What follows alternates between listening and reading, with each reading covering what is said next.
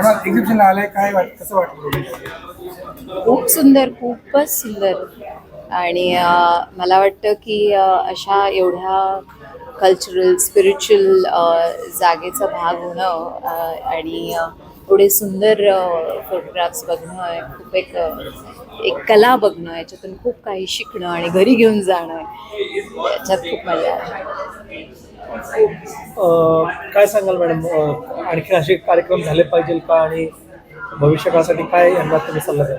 Of course झाले पाहिजे आणि असे प्रत्येक भागांमध्ये जायला पाहिजे आणि जास्तीत जास्त लोक येऊन हे बघायला पाहिजे. कारण हे फोटोग्राफ आता एक असं असतं की आता तर सगळ्यांकडे कॅमेरा आलेला आहे.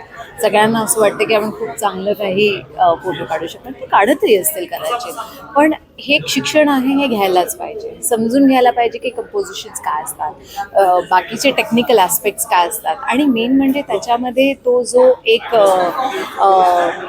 काय म्हणतात त्याला, एक हृदय आहे त्याच्यातलं, ते समजून आणि शिकून घ्यायला पाहिजे. आणि या फोटोग्राफ्स आणि या ज्या इमेजेस आहेत त्याच्याच थ्रू आपण एक वर्ल्डकडे एक वेगळ्या पद्धतीने बघू शकतो, समजू शकतो, शिकू शकतो आणि आत्मसात करू शकतो. त्यामुळे असे खूप काही आणि प्रत्येक भागामध्ये असे प्रोग्राम व्हायला पाहिजे आणि ह्याचं शिक्षण सगळीकडे पोहोचायला पाहिजे. या मला असं वाटतं होतं की पॅक भरणार आहे आता हे. प्लीज या प्लीज बघा. कारण ऑफकोर्स हे एक केरळ माझं फेवरेट, माझं एक दुसरं घर असं मी नेहमी म्हणते. पण तुम्ही ह्या गोष्टी म्हणजे केरळमधल्या आता तुम्ही रेग्युलर बघतातच, पण त्याच्या व्यतिरिक्त बऱ्याच काही असे त्यांनी शूट केलेले आहेत ज्याच्यामध्ये तुम्हाला आजचं आयुष्य बघायला मिळत आहेत. काही घडामोडी ज्या होत आहेत ते बघायला मिळत आहेत.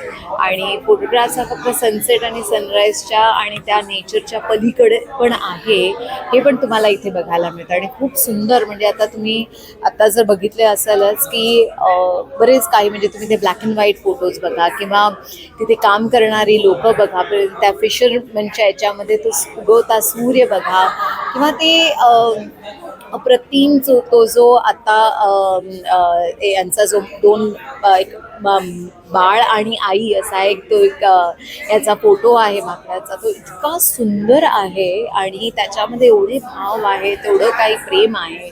आणि अशा प्रकारचे असे बरेच वेगवेगळे तुम्हाला कंपोजिशन्स बघायला मिळतील, आयुष्य बघायला मिळेल.